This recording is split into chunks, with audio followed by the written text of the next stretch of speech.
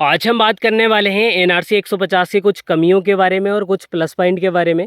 पूरा डिटेल से कवर करेंगे इसकी कुछ कमियों के बारे में, क्या इस वैरायटी की कमियां हैं और क्या इस वैरायटी की खासियत है, ताकि किसान को इस वैरायटी के बारे में सारी चीज़ें पता हो सके। क्योंकि हर एक किसान या फिर हर एक व्यक्ति आपको किसी भी वैरायटी की खासियत दिखाता है।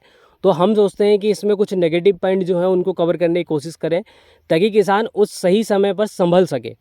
अभी हम बात करें अगर एनआरसी 150 के बारे में, तो वर्ष 2023 में ये वैरायटी ने सबसे अधिक प्रोडक्शन दिया है 29 कुंटल पर हेक्टर के हिसाब से, और सेकंड रैंकिंग पर रही है JS 2172 28 कुंटल के समथिंग, लगभग 20 से 30 केजी प्रति एकड़ के हिसाब से, प्रति हेक्टर के हिसाब से या फिर प्रति केजी के हिसाब से इसमें डिफरेंस रहा है।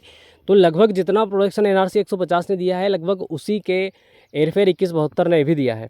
तो इस वैरायटी की खासियत जान लेते हैं। अभी फ़िलहाल में अगर देखें तो किसानों को एक वैरायटी में क्या चाहिए, सफिशेंट हाइट चाहिए, उसके बाद उत्पादन क्षमता अच्छी चाहिए। तीसरी चीज़ ये कि किसानों को अगर बात करें तो इसमें रोग की जो क्षमता है ये भी थोड़ी सी कम लगे। तो ये 2-3 चीज़ें हैं जो किसानों को मिलती हैं। उसके साथ में किसान ये भी चाहता है कि अगर हमारा सीड रेट कम हो जाए तो उसमें ब्रांचिंग जो कैपेसिटी है बढ़ जाए। तो ये जो 3-4 टॉपिक हैं किसान ये चाहता है, तो ये इस वैरायटी में सभी मौजूद हैं। पहला अगर बात करें इसके ब्रांचेस के बारे में, मैं आपको इसका एक सिंगल पौधा दिखा देता हूँ। इसके पहले प्लस पॉइंट दिखाता हूँ, उसके बाद फिर आपको दिखाता हूँ कि इसमें क्या कमियाँ हैं।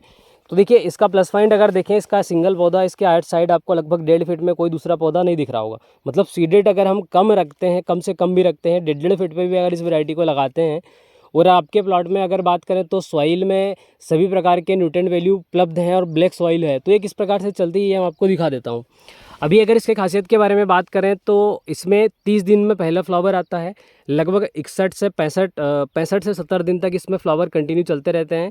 इसके ऊपर के पत्ते आपको तीखे मिलेंगे और नीचे का जो पत्ता है आपको कुछ इस तरीके से गोल मिलेगा। इसका मेन कारण ये है कि पौधे पर जब सनलाइट पड़ता है तो सनलाइट ऊपर की पत्तियों में भी पड़े और नीचे की पत्तियों में भी पड़े, ताकि इसमें एक तो रोग की जो मात्रा है ये भी कम हो सके, रोग भी इसमें कम से कम लगेंगे। और दूसरी चीज़ ये कि ये न्यूट्रेंट वैल्यू है ये भी सही तरीके से बना सके, भोजन भी सही तरीके से बना सके। अभी हम इसके नोड के बारे में बात करेंगे, काउंट करेंगे, तो इसके टॉप पे आपको फ्लावर दिख रहा होगा। इसके बाद इसकी जो हाइट है ये फिर बढ़ना बंद हो जाती है, इससे आगे इसकी हाइट नहीं बढ़ती है जब इसके टॉप पर फ्लावर कुछ इस तरीके से निकल जाता है। तो यहाँ अगर आप काउंट करेंगे तो यहाँ से हम काउंट कर लेते हैं इसका पहला नोड। तो ये पहला नोड हो गया, उसके बाद फिर ये दूसरा, ये तीसरा, ये चौथा, ये पाँचवा, छठा, 7, 8, उसके बाद फिर 9, उसके बाद फिर यहाँ पर आपको ये 10, ये 11, उसके बाद फिर 12, उसके बाद 13, 14, 15, 16 और 17।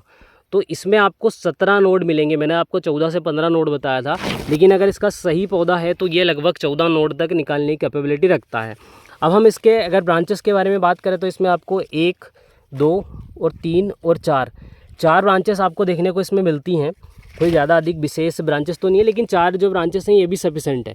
अब इसका एक सिंगल ब्रांच अगर हम देखें कि इसका जो सिंगल ब्रांच है इसमें कितने नोड तक निकल सकते हैं, इसमें अगर काउंट करें तो 1, 2, 3, 4, 5, 6, 7 और 8 नोड हैं इसके ब्रांच में। मतलब ये जो वैरायटी है, जहाँ नॉर्मल जो दूसरी वैरायटियाँ 8 नोड तक निकालती हैं, ये वैरायटी में अगर आप देखोगे तो इसमें आपको इसके ब्रांचेस में भी उतने नोड मिलेंगे जितने नॉर्मल दूसरी वैरायटियों में नोड रहते हैं, इसके ब्रांच में उतनी नोड है।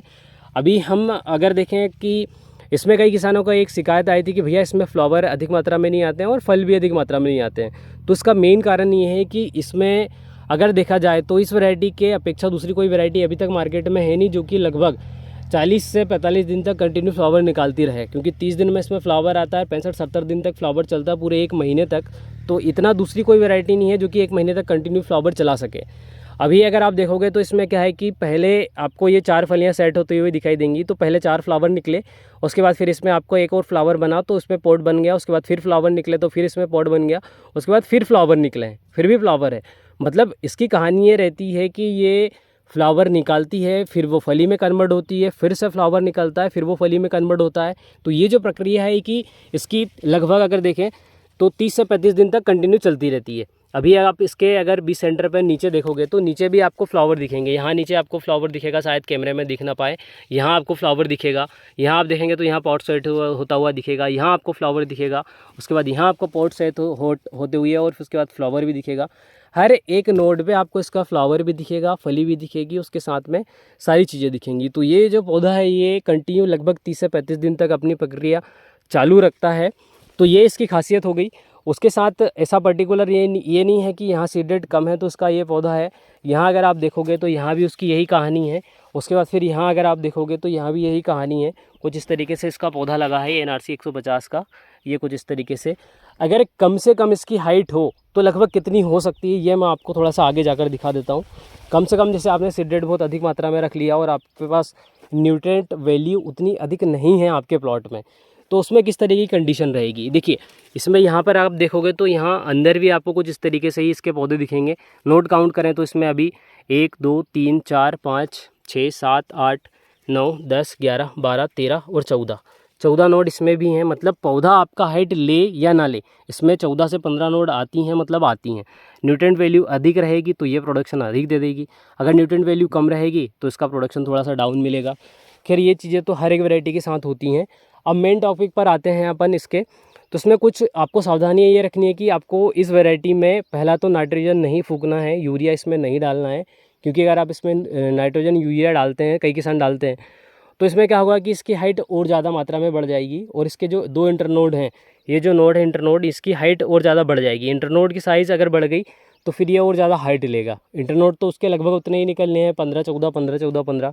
उसके बाद फिर अगर आप बात करें क्या खासियत, क्या क्या इसके नेगेटिव पॉइंट है, तो अभी मैं आपको इससे कुछ नेगेटिव पॉइंट दिखाता हूँ कि क्या इस वैरायटी की कमी है। क्योंकि प्लस पॉइंट तो सभी दिखाते हैं, मैं आपको नेगेटिव पॉइंट दिखा देता हूँ। अभी अगर आपके प्लॉट में बहुत अधिक मात्रा में आपने सीड रेट थोड़ा सा डाल के रखा है, शायद मेरे को थोड़ा सा देखना पड़ेगा, ढूंढना पड़ेगा।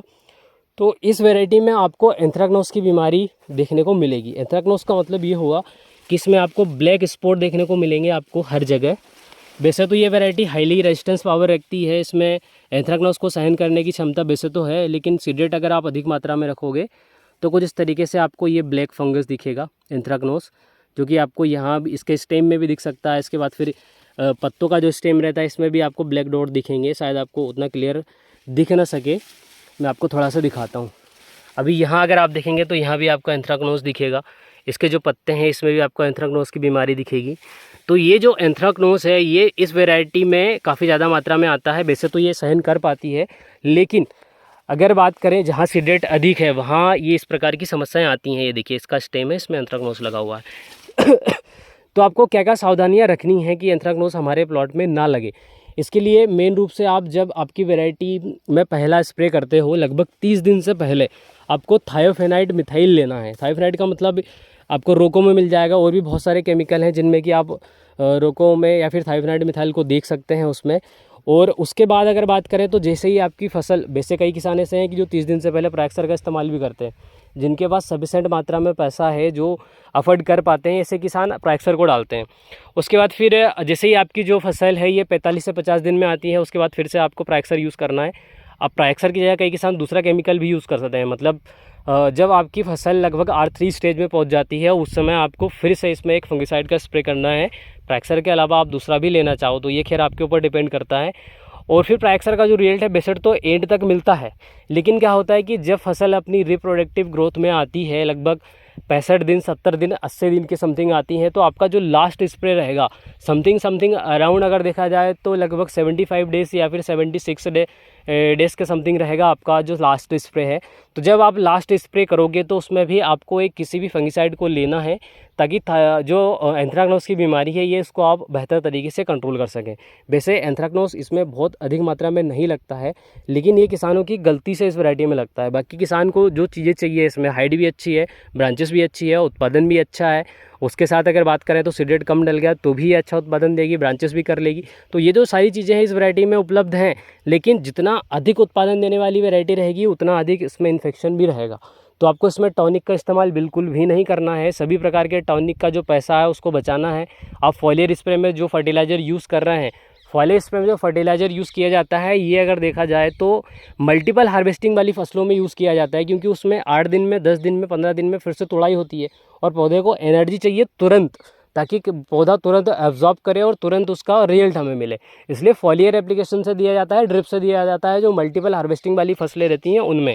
लेकिन हमारी जो फसल है ये मल्टीपल हार्वेस्टिंग वाली नहीं है। इसमें जो अनाज वर्गीय फसलें हैं जिनमें आप जितना ज़्यादा ब्रॉडकास्ट करोगे उतना आपको ज़्यादा बेहतर रिजल्ट मिलेगा, पैसा भी कम लगेगा। तो मैं किसानों से बार बार यही निवेदन करना चाहूँगा कि आप जो फॉलियर एप्लीकेशन में आप फर्टिलाइज़र देते हैं, माइक्रोन्यूट्रेंट देते हैं, इनको थोड़ा सा खर्चा कम करें, और जो आप ब्रॉडकास्टिंग फर्टिलाइज़र देते हैं इनको थोड़ा सा बढ़ाने की कृपा करें, ताकि आपको सही तरीके से रिजल्ट मिले और सही तरीके से आपको उत्पादन मिल सके। क्योंकि जितना आप ब्रॉडकास्टिंग करोगे उतना पौधा आपका धीरे धीरे ऑब्जर्व करेगा और आपका पौधा लंबे समय के लिए इसका न्यूट्रिएंट वैल्यू प्रोवाइड होती रहेगी। क्योंकि आप स्टार्टिंग डेज में अगर न्यूट्रिएंट वैल्यू देते हो, जैसे कोई भी फर्टिलाइज़र यूज़ करना है तो आप स्टार्टिंग डेज में जब बुआई से पहले या फिर बुआई के समय आप फर्टिलाइज़र को दे सकते हैं। 40-45 दिन के समथिंग आप फिर से आप फर्टिलाइज़र दे सकते हैं, ताकि आपकी जो फसल है वो सही तरीके से उत्पादन दे सके। जो किसान अफोर्ड कर पाते हैं, ऐसे किसान फसलों में जो फर्टिलाइज़र है ये यूज़ करते हैं, लेकिन जो किसान अफोर्ड नहीं कर पाते हैं, ऐसे किसान किसी भी प्रकार का कोई भी फर्टिलाइज़र यूज़ नहीं करते हैं। तो हो सकता है कि मैंने इस वीडियो में सभी प्रकार के जो भी आपके कन्फ्यूजन थे सारे क्लियर कर दिए हैं। इससे रिलेटेड आपको अगर कोई भी और दूसरा क्वेश्चन हो तो आप कमेंट बॉक्स में कमेंट डाल सकते हैं। अगर आपकी कोई राय हो तो आप उसके बारे में डाल सकते हैं। बाकी मेरा ऐसा कोई भी उद्देश्य नहीं है कि मैं इस वैरायटी को बहुत ज़्यादा बड़ा चढ़ाकर बताऊँ, सीड सेल आउट करूँ। मैं सीड सेल आउट करने वाला व्यक्ति नहीं हूँ। मुझे सीड सेल आउट नहीं करना है, क्योंकि मेरे पास इतनी भी ज़्यादा प्रॉपर्टी नहीं है कि मैं सीड बनाकर सीड को सेल आउट कर पाऊँ। तो भाई सीड सेल आउट मुझे नहीं करना है। मेरा सिर्फ ये उद्देश्य है कि अब तक गवर्नमेंट की जो वैरायटियाँ हैं उनका सही तरीके से आपको जानकारी प्रोवाइड हो सके। बाकी आपको अगर इस वैरायटी के बारे में कुछ और क्वेश्चन हो तो आप डाल सकते हैं, और कोशिश करें कि मैंने अगर आपको सही जानकारी प्रोवाइड कराई है तो आप दूसरे किसानों में आप इस वीडियो को शेयर करने की कोशिश करें, ताकि सभी किसानों को गवर्नमेंट की जो वैरायटियां हैं उनके बारे में सही तरीके से जानकारी मिल सके। क्योंकि बहुत सारे ऐसे फ्रॉड हो रहे हैं कि वैरायटी के बारे में किसानों को पता नहीं रहता है। किसानों को कुछ तो भी वैरायटियाँ आए दिन पकड़ा दी जाती हैं और अच्छा खासा मोटा पैसा वसूला जाता है। तो मैं कोशिश करता हूँ कि गवर्नमेंट की जितनी भी वैरायटियाँ हैं उनको कवर कर सकूँ। प्राइवेट की जो वैरायटियाँ हैं हमारे यहाँ आपको देखने को नहीं मिलेंगी। रुचि वगैरह, रुचि 1027, बहुत सारे ऐसे किसान रहते हैं कि हमें प्राइवेट वैरायटी के बारे में बताएं। प्राइवेट वैरायटी और नॉन रिलीज़ वैरायटी को भी हम कम से कम कोशिश करते हैं कि नॉन रिलीज़ वैरायटी को हम कवर करें, क्योंकि नॉन रिलीज़ वैरायटियाँ हैं उनकी बहुत अलग कहानी है। उसके बारे में खैर हम नॉन रिलीज़ जो भी वैरायटियाँ हैं उनके बारे में भी, उसके नेगेटिव पॉइंट भी हम कवर करने की कोशिश करेंगे। बाकी आज की वीडियो में इतना ही।